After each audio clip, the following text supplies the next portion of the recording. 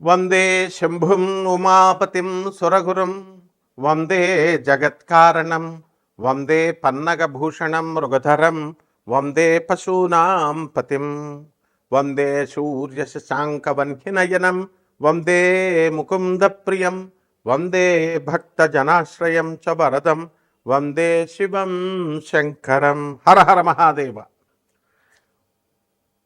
వసుదేవసుతం దేవం కంసచాణూరమర్దనం దేవకీ పరమానందం కృష్ణం వందే జగద్గురుం.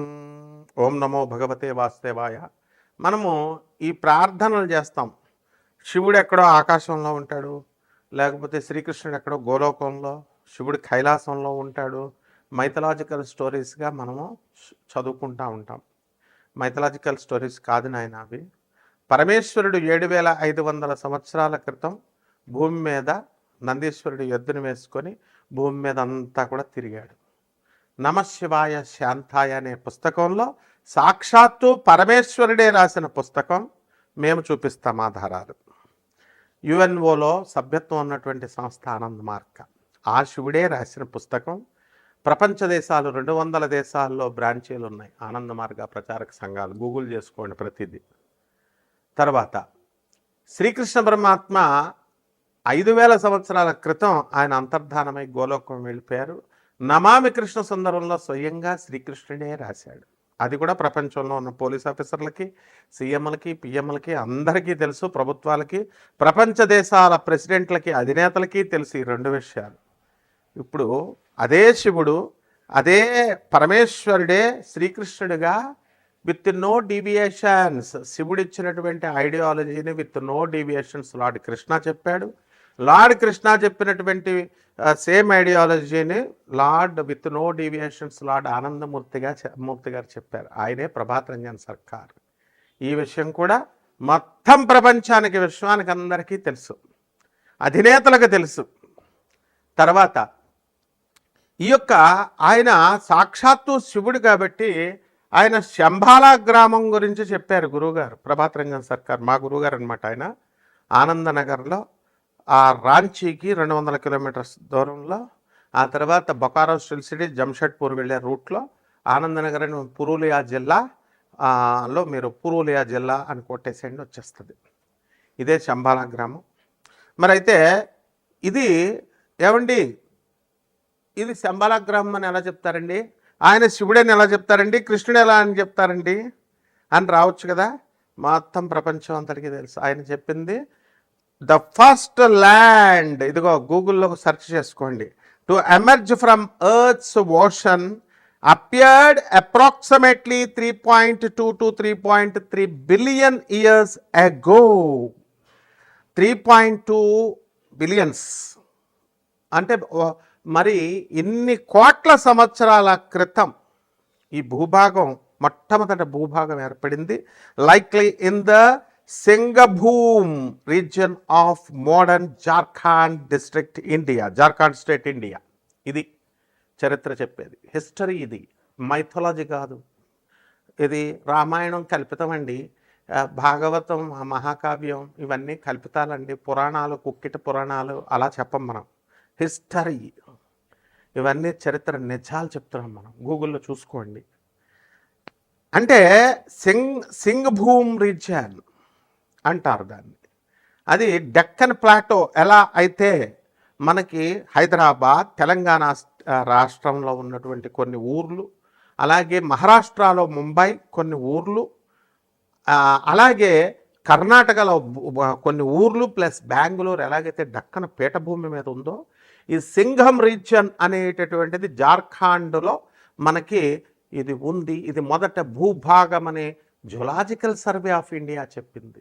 ఇదిగో చూడండి, ఎలా geological evidence studies of sand stones in the Singhbhum creation of India have revealed sign of erosion and weathering indicating that this land was exposed to the atmosphere, not submerged.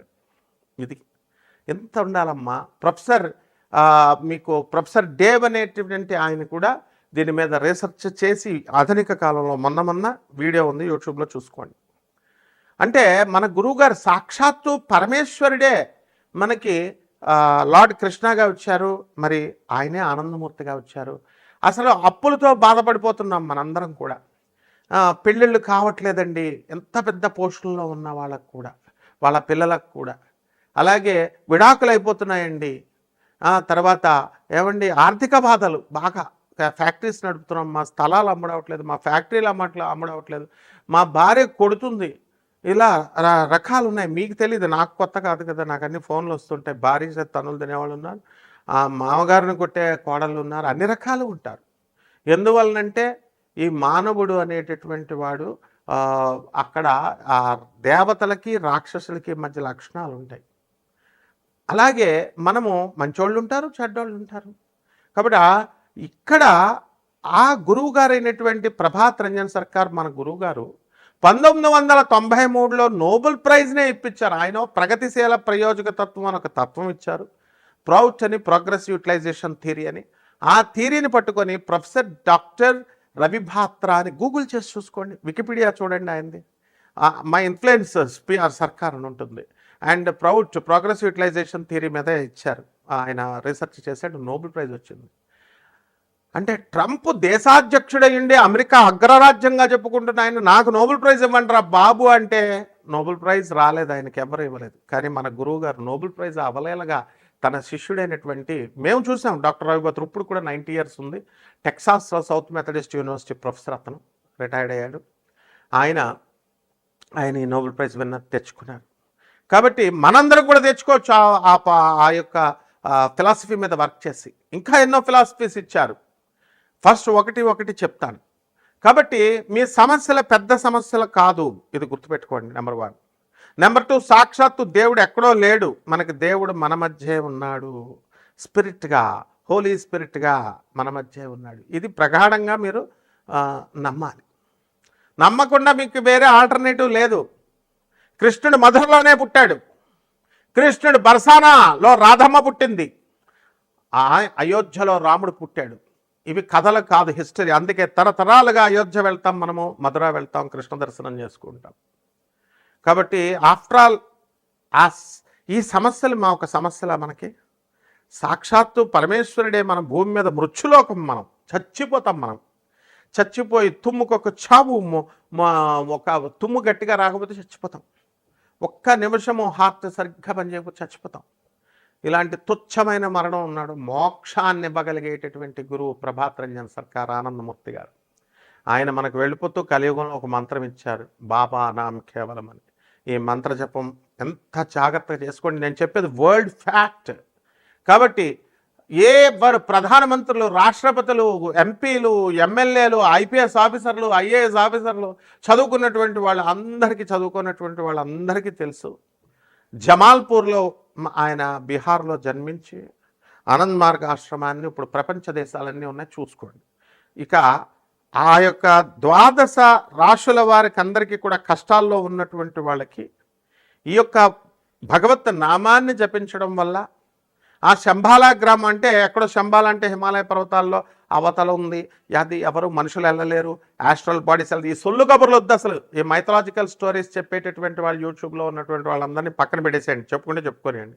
Original నేను చెప్పాను. Singh boom reason of India in Jharkhand, అదే ఆనందనగర్. కాబట్టి అక్కడ మనం జపం చేసుకోవడం వల్ల అక్కడికి వెళ్ళక్కర్లేదు. అందరూ కూడా 10,000 మంది అవధూతలు రెడీగా ఉన్నారు మనకు హెల్ప్ చేయడానికి. ఒక్క అవధూతను పట్టుకోవడమే కష్టం. ఆర్గనైజ్డ్, ఇది డిసిప్లిన్, వెల్ డిసిప్లిన్డ్ ఆర్గనైజేషన్. కాబట్టి ఒక్కొక్క రాశి వారికి ఏ విధంగా ఈ మంత్ర జపం చేస్తే కర్మలు తొలగిపోతాయి. ఇప్పుడు పంచగ్రహ కూటమి నడుస్తుంది, ఈ ఉగాది వచ్చింది, ఈ పరాభవనామ సంవత్సరంలో జాతకాలు ఎలా ఉన్నాయో మనం చూద్దాం. మకర రాశి, ఈ మకర రాశి వారికి అందరికీ కూడా మనకి పరాభవనామ సంవత్సరంలో అష్టమ కేతుగ్రహ ప్రభావం వలన మనకి పనుల్లో నిరాశ, నిస్పృహ అనేటటువంటిది వస్తూ ఉంటుంది. మొత్తము చాదస్తంతో మీరు ఉండడమే కాకుండా మూఢనమ్మకాలతో ఉన్నటువంటి వాళ్ళందరూ కూడా మీకు పరిచయాలు అవడము, వాళ్ళ ద్వారా foolish friends are dangerous than wise enemy అని మనకి సామెత కూడా ఉంది. కాబట్టి అటువంటి వాళ్ళంతా కూడా ఫూలిష్ ఫెలోస్తో మీరు తిరగడం అనేటటువంటిది జరుగుతుంది. దీని నుంచి మీరు బయటకు రావాలి.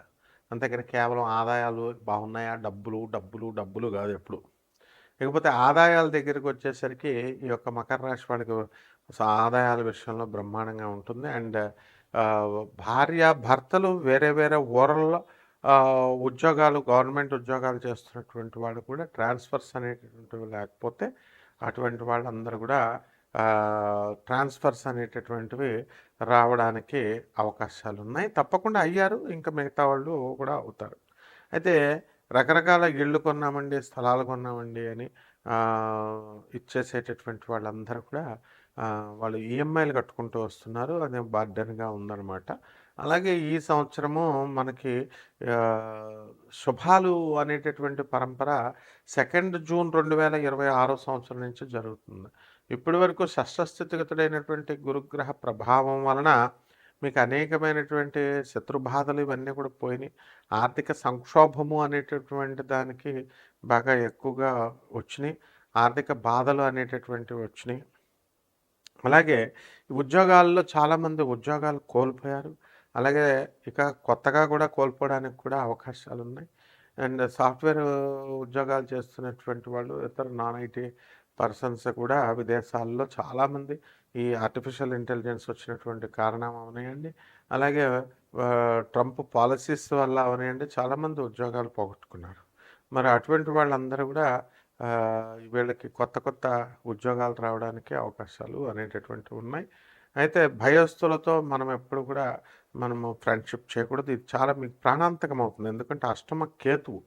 సో వాళ్ళ భయంతో వాళ్ళు ఏదో కొన్ని స్టెప్స్, మూర్ఖులు ఏం చేస్తారంటే వాళ్ళు ముందు చేసేస్తారనమాట. వాళ్ళు ఏదో చేసేసిన తర్వాత మీకు ప్రాణ సంకటంగా అదే పరిణమించడానికి అవకాశాలు ఉంటాయి. కాబట్టి మకర రాశి వాళ్ళు స్థలాలు మీ పేరు మీద ఉన్నటువంటి వాళ్ళందరూ కూడా స్థలాలు అమ్మడానికి ప్రయత్నిస్తారు. ఇక పరిహారాల దగ్గరికి వచ్చేసరికి సాక్షాత్తు పరమశివుడు, సాక్షాత్తు శ్రీకృష్ణ పరమాత్మ ఇచ్చినటువంటి మంత్రం కాంబినేషన్ ఆఫ్ కొన్ని సిలాబుల్స్ అనమాట. వాటి వల్ల ఆ అక్షరాల సమూహమే ఆ మంత్రం.